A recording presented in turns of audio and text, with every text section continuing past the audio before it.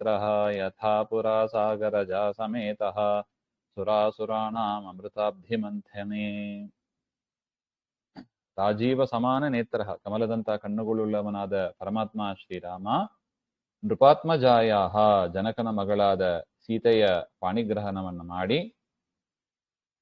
ಅದು ಹೇಗಿತ್ತು ಅಂದ್ರೆ ಶೋಭಿಸ್ತಾ ಇದ್ದ. ಅದು ಹೇಗಿತ್ತು ಹಾಗೆಂದ್ರೆ, ಪುರಾ ದೇವದೈತ್ಯೈಹಿ ಕ್ರಿಯಮಾಣೆ ಸಮುದ್ರ ಮಥನೆ, ದೇವದೈತ್ಯರು ಸೇರಿ ಸಮುದ್ರ ಮಥನ ಮಾಡಿದಾಗ ಲಕ್ಷ್ಮಿಯ ಪ್ರಾದುರ್ಭಾವ ಆಗ್ತದೆ. ಆ ಸಂದರ್ಭದಲ್ಲಿ ಲಕ್ಷ್ಮಿಯ ಸಹಿತ ಶ್ರೀ ವಿಷ್ಣು, ಲಕ್ಷ್ಮಿಯಿಂದ ಸಹಿತನಾಗಿ ಪರಮಾತ್ಮ, ಅಜಿತನಾಮಕ ಪರಮಾತ್ಮ ಹೇಗೆ ಶೋಭಿಸ್ತಾ ಇದ್ದನೋ ಅದೇ ರೀತಿಯಾಗಿ ಸೀತಾರಾಮರು ಶೋಭಿಸ್ತಾ ಇದ್ದರು ಹಾಗೆಂತ ಅವರೇ. ಆದ್ದರಿಂದ ಸ್ವಲಂಕೃತಾಸ್ತತ್ರ ವಿಚೇರುರಂಗನಾ ವಿದೇಹರಾಜಸ್ಯ ಚಯಾಹಿ ಯೋಷಿತಃ ಮುದಾ ಸಮೇತಂ ರಮಯ ರಮಾಪತಿಂ ವಿಲೋಕ್ಯ ರಾಮಾಯ ದದೌ ಧನಂ ನೃಪಃ. ಅತ್ರ ವಿದೇಹರಾಜಸ್ಯ ಯಾಹ ಹಿ ಸ್ವಲಂಕೃತಾಃ ಯೋಷಿತಾಃ ಅಂಗನಾಃ ಚ ವಿಚೇರುಃ. ಆ ವಿವಾಹ ಉತ್ಸವದಲ್ಲಿ ಜನಕ ಮಹಾರಾಜರ ಸುಭೂಷಿತಾಃ ಸ್ತ್ರೀಯಃ, ಅವರ ಭೃತ್ಯರು, ಅವರು ಸ್ತ್ರೀಯರು, ಆಸನ್ ಅವರೂ ಕೂಡ, ಅಂದರೆ ಸ್ತ್ರೀಯರು ಸೇವೆ ಮಾಡುವವರು ಕೂಡ ಸುಭೂಷಿತರಾಗಿ ಚೆನ್ನಾಗಿ ಅಲಂಕಾರ ಮಾಡಿಸಲ್ಪಟ್ಟವರಾಗಿ ಇದ್ರು ಹಾಗೆ. ಆ ಸಂದರ್ಭದಲ್ಲಿ ತಾಹ ಸರ್ವತ್ರ ಸಾನಂದಂ ವ್ಯಚರನ್, ಅವ್ರು ಎಲ್ಲ ಕಡೆ ಓಡಾಡ್ತಾ ಇದ್ದರಂತೆ, ಸಂತೋಷವಾಗಿ ರಾಜನ ಮಗಳ ಮದುವೆ ಹಾಗೆ ಅಂತ ಎಲ್ಲ ಕಡೆ ಆನಂದದಿಂದ ಓಡಾಡ್ತಾ ಇದ್ರು. ತದನಂತರ ನೃಪಃ ರಮಯಾ ಸಮೇತಂ ರಮಾಪತಿಂ ವಿಲೋಕ್ಯ, ರಾಜ ಜನಕ ಮಹಾರಾಜನಿಗೆ ಆ ಕಣ್ಣಿಗೆ ಹಬ್ಬ ನೋಡಿ, ಸೀತೆಯನ್ನ ರಾಮನನ್ನ ಒಟ್ಟಿಗೆ ಕಾಣುವ ಒಂದು ಅದ್ಭುತ ಭಾಗ್ಯ ಅದು. ಅಂಥ ಜನಕ ಮಹಾರಾಜ ಸಂತೋಷದಿಂದ ರಾಮನನ್ನು ನೋಡಿ ಪ್ರಭೂತಂ ಧನಂ ದದೌ ಹಾಗೆ, ಹೇರಳವಾದ ವರದಕ್ಷಿಣೆಯನ್ನ ಕೊಟ್ರು ಹಾಗೆ ಅಂತ ನೋಡಿ. ನಮ್ಮಲ್ಲಿ ಇದೇ ಕ್ರಮ. ವರದಕ್ಷಿಣೆ ಅದು ಕೇಳತಕ್ಕದ್ದಲ್ಲ, ಅದು ಇಷ್ಟು ಕೊಡು ಅಷ್ಟು ಕೊಡು ಹಾಗೆ ಅಂತ. ಅವ್ರು ಎಷ್ಟು ಕೊಡ್ತಾರೋ ಅದನ್ನ ಸ್ವೀಕಾರ ಮಾಡಬೇಕು ಹಾಗೆ. ಯಥಾಶಕ್ತಿ ಕೊಡ್ತಾರೆ, ಅಷ್ಟೇ ಅವ್ರು ಕೊಟ್ಟದ್ರಿಂದ ತೃಪ್ತರಾಗಿ ನಾವು ಸಂತೋಷ ಪಡಬೇಕು ಹಾಗೆ ಅಂತ ನೋಡಿ. ರಾಮಾಯಣ ತೋರಿಸಿಕೊಡತಕ್ಕ ಒಂದು ದಿವ್ಯವಾದ ಒಂದು ಸಂದೇಶ ಇದು ಹಾಗೆ ಅಂತ. ಪ್ರಿಯಾಣಿ ವಸ್ತ್ರಾಣಿ ರಥಾನ್ ಸಕುಂಜರಾನ್ ಪರಾರ್ಘ್ಯರತ್ನಾನಿ ಅಖಿಲಸ್ಯ ಚೇಷಿತುಃ ದದೌ ಚ ಕನ್ಯಾ ತ್ರಯಮುತ್ತಮಂ ಮುದಾ ತದಾ ಸ ರಾಮಾವರಜೇಭ್ಯ ಏವ ಚ. ತದಾ ಸಹ ಅಖಿಲಸ್ಯ ಈಷ್ಟುಃ ಪ್ರಿಯಾಣಿ ವಸ್ತ್ರಾಣಿ ಸಕುಂಜರಾನ್ ರಥಾನ್.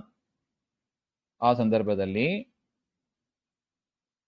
ಅಖಿಲಸ್ಯ ಈಶುತುಃ, ಜಗತ್ಪತಿಯಾದ ಆ ರಾಮಚಂದ್ರ ದೇವರಿಗೆ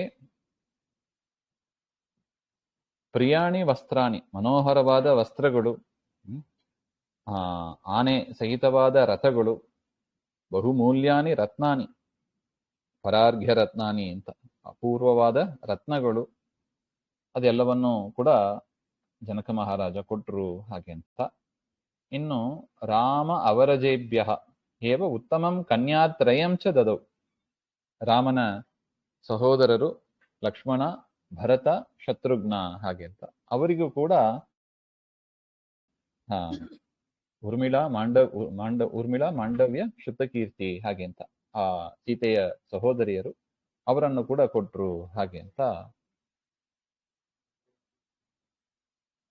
ಜನಕ ಮಹಾರಾಜನಿಗೆ ಭಾರಿ ಸಂತೋಷ ಆಗಿ ಇದನ್ನೆಲ್ಲ ಕೊಟ್ರು ಹಾಗೆ ಅಂತ. ಮಹೋತ್ಸವಂ ತಂ ತ್ವನುಭೂಯ ದೇವತಾ ನರಾಶ್ಚ ಸರ್ವೇ ಪ್ರಯಯುರ್ಯಥಾಗತಂ ಪಿತಾ ಚ ರಾಮಸ್ಯ ಸುತೈ ಸಮನ್ವಿತೋ ಯಯಾವಯೋಧ್ಯಾಂ ಸ್ವಪುರೀಂ ಮುದಾ ತತಃ. ಇಷ್ಟು ವಿವಾಹದ ಸಂಭ್ರಮ. ತದನಂತರ ತಂ ತು ಮಹೋತ್ಸವಂ ಅನುಭೂಯ, ಅಂತಹ ಒಂದು ಮಹೋತ್ಸವ ಅದನ್ನ ಅನುಭವಿಸಿ ದೇವತೆಗಳು ಎಲ್ಲರೂ ಕೂಡ, ಸರ್ವೇ ನರಹ ಎಲ್ಲ ಮನುಷ್ಯರೂ ಕೂಡ, ಸರ್ವೇ ಯಥಾಗತಂ ಸ್ವಸ್ಥಾನಂ ಪ್ರತಿ ಅಗಚ್ಚನ್, ಎಲ್ಲಿಂದ ಬಂದ್ರು ಅಲ್ಲಿಗೆ ವಾಪಸ್ ಹೋದ್ರು ಹಾಗೆ ಅಂತ, ಅಂದ್ರೆ ತಮ್ಮ ತಮ್ಮ ಮನೆಗೆ ಹೋದ್ರು ಹಾಗೆ ಅಂತ ಅರ್ಥ. ತತಃ ರಾಮಸ್ಯ ಪಿತಾ, ತದನಂತರ ರಾಮರ ತಂದೆಯಾದ ದಶರಥ ಮಹಾರಾಜ ಸುತೈಹಿ ಸಮನ್ವಿತಃ, ತಮ್ಮ ಮಕ್ಕಳು ಸೊಸೆಯಂದಿರಿಂದ ಕೂಡಿದವರಾಗಿ ಮುದಾ ಸ್ವಪುರೀಂ ಅಯೋಧ್ಯಾಂ ಯಯೌ, ಸಂತೋಷದಿಂದ ತಮ್ಮ ಪಟ್ಟಣವಾದ ಅಯೋಧ್ಯೆಗೆ ದಶರಥ ಮಹಾರಾಜರು ಕೂಡ ವಾಪಸ್ ಹೋದರು ಹಾಗೆ ಅಂತ. ಆಗ ದಾರಿಯಲ್ಲಿ ಏನಾಯಿತು ಅಂತ ಹೇಳ್ತಾರೆ. ತದನಂತರೇ ಸೋಥ ದದರ್ಶ ಭಾರ್ಗವಂ ಸಹಸ್ರಲಕ್ಷಾಮಿತ ಭಾನುಧೀದಿತಿಂ ವಿಭಾಸಮಾನಂ ನಿಜರಶ್ಮಿ ಮಂಡಲೆ ಧನುರ್ಧರಂ ದೀಪ್ತ ಪರಶ್ವಧಾಯುಧಂ.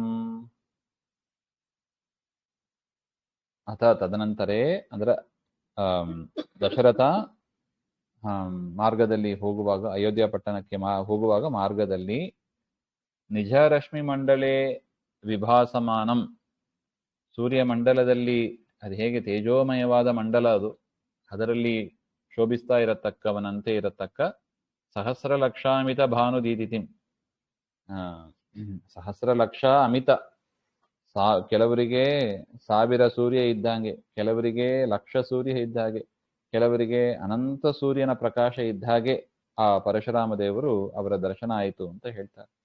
ಧನುರ್ಧರಂ, ಕೈಯಲ್ಲಿ ಧನುಸ್ಸನ್ನು ಹಿಡಿದವರಾಗಿ, ದೀಪ್ತ ಪರಶ್ವಧಾಯುಧಂ, ಶೋಭಿಸ್ತಾ ಇರತಕ್ಕ ಪರಶು ಆಯುಧವನ್ನು ಧರಿಸಿದವರಾಗಿ, ಅಂದ್ರೆ ಒಂದು ಕೈಯಲ್ಲಿ ಬಿಲ್ಲು, ಇನ್ನೊಂದು ಕೈಯಲ್ಲಿ ಪರಶು, ಇದನ್ನು ಧರಿಸಿದವರಾಗಿ, ಭಾರ್ಗವಂ ಅಂದ್ರೆ ಭೃಗುಕುಲದಲ್ಲಿ ಅವತಾರವನ್ನ ತಾಳಿದ ಪರಮಾತ್ಮನ ರೂಪ, ವಿಷ್ಣುವಿನದ್ದೇ ಮತ್ತೊಂದು ರೂಪ, ಒಂದು ರೂಪ ರಾಮನಾದರೆ ಇನ್ನೊಂದು ರೂಪ ಭಾರ್ಗವ ಅಂದ್ರೆ ಪರಶುರಾಮ. ಅಂತ ಪರಶುರಾಮ ದೇವರನ್ನ ದಶರಥರು ಮತ್ತು ಎಲ್ಲರೂ ಕೂಡ ಕಂಡ್ರು. ಹಾಗೆ ಮುಂದೆ ಏನಾಯಿತು ಅಂತ ಮತ್ತೆ ನೋಡೋಣ. ಶ್ರೀಮಧ್ವಾಂತರ್ಗತ ಶ್ರೀಕೃಷ್ಣ ಅರ್ಪಣಮಸ್ತು. ಶ್ರೀ ಹರಯೇ ನಮಃ.